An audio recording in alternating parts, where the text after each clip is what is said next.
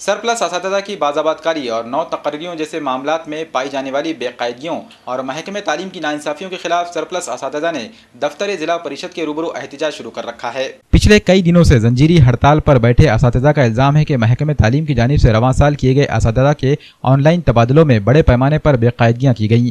तबादलों के दौरान असातिज़ा के साथ खुली नाइंसाफ़ी की गई। इस मामले में अक़रबा परवरी का भरपूर मुजाहरा किया गया। सबसे ज्यादा मसाइल का शिकार सरप्लस असातिज़ा हुए। तवील अरसे से सरप्लस किए जाने के बावजूद इन असातिज़ा की 9 तकर्रियाँ ताहाल अमल में नहीं आईं।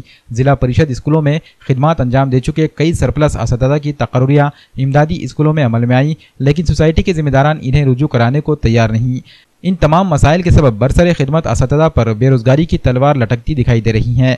मुसलसल नाइंसाफ़ी और बेएतनाई से आजिज आकर इन असातिज़ा ने पिछले कई दिनों से दफ्तर जिला परिषद के रूबरू हड़ताल कर रखी है। इन असातिज़ा ने महकमे तालीमात के जिम्मेदारान अफसरान के अलावा जिला परिषद के अफसरान व ओहदेदारान से भी फरियाद की, मगर अब तक कोई सुनवाई नहीं हुई। आमची एक विस्थापित कृती समिती आहे, ज्या 27/2चा जो GR आहे त्यानुसार ज्या ऑनलाईन बदल्या झालेल्या आहेत त्यामध्ये जी अनियमितता झालेली आहे आणि जो आमच्यावर अन्याय झाला आहे त्याच्या न्याय मागण्यासाठी आम्ही इथे बसलेलो आहेत। आमच्या प्रमुख मागण्या आहेत की या ऑनलाईन बदल्यामध्ये काही लोकांनी बोगस प्रमाणपत्र सादर करून, खोटी प्रमाणपत्र सादर करून 1-2 संवर्गाचा लाभ घेतलेला आहे आणि त्यामुळे 1095 शिक्षकांवर म्हणजे अन्याय झालेला आहे आणि 1095 शिक्षकांवर अन्याय झाल्यामुळे हा अन्याय दूर करण्यासाठी आम्ही 8 तारखेपासून इथे साखळी उपोषणाला बसलेलो आहोत। यामध्ये जास्तीत जास्त महिला भगिनी पण आहेत 1095 मध्ये विस्थापित झालेल्या आणि यामुळे अनेक भगिनी आमच्या अशा ठिकाणी गेलेल्या आहेत की ज्या ठिकाणी जेंट्ससुद्धा सर्व्हिस करू शकत नाही। पण ह्या जिल्हा प्रशासनाने आज 4था दिवस आहे आमचा साखळी उपोषणाचा, आणखीनही आमची दखल घेतलेली नाही आहे। हे साखळी उपोषण आमचं बेमुदत आहे।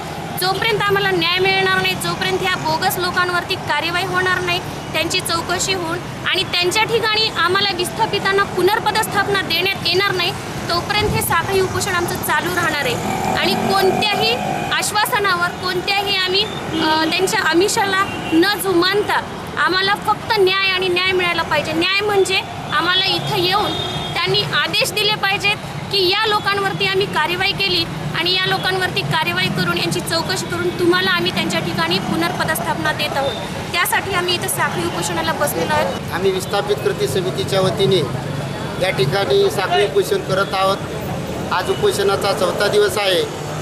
ज्यावेळेस आपल्या ऑनलाईन बदल्या झाल्या त्यावेळेस नांदेड जिल्ह्यात एकूण 1095 शिक्षक विस्थापित झाले।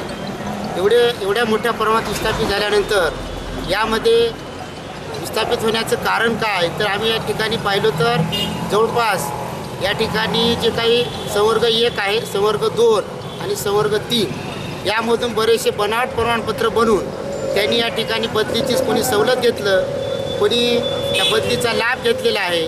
अशा पद्धतीनं मोठ्या प्रमाणात केल्यामुळं आणि विशेष याच्यात सांगायची दुसरी गोष्ट की जे गट शिक्षणाधिकारी होते यांनी या ठिकाणी कोणत्याच प्रकारची चौकशी केली नाही, पडताळणी केली नाही, म्हणून एवढ्या मोठ्या प्रमाणात विस्थापित होण्याची वेळ आहे। आम्ही 21 जुलैला विस्थापित कृती समितीच्या वतीने मोठं आंदोलन केलं होतं या जिल्हा परिषदेसमोर। त्यावेळी आम्हाला शिक्षण सभापती माननीय मिसाळे गुरुजी, त्याच्यानंतर सदस्य धनगे साहेब, सर्वांनी या ठिकाणी शिक्षणाधिकारी आम्हाला असे लेखी आश्वासन दिलं होतं की आम्ही या ठिकाणी त्यांची चौकशी करू आणि त्यांच्यावर कार्यवाहीसुद्धा करू। पण कोणती चौकशी झाली नाही, कोणती कारवाई झाली नाही, कारण आज जवळजवळ 3 महिने झालेले आहेत। तर या ठिकाणी त्यांचे एक अभिनंदन की त्यांनी सरसकट चौकशी करण्याचा एक ठराव या ठिकाणी घेतला होता।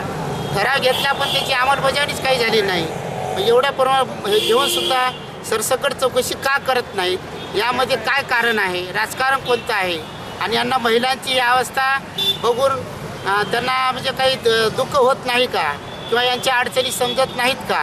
हे जिल्हा परिषद प्रशासन एवढं सुस्त आणि कुंभकर्ण झोपेत का बरं आहे? या ठिकाणी हे जागे व्हावं म्हणून आम्ही या ठिकाणी साखळी उपोषण करत आहोत।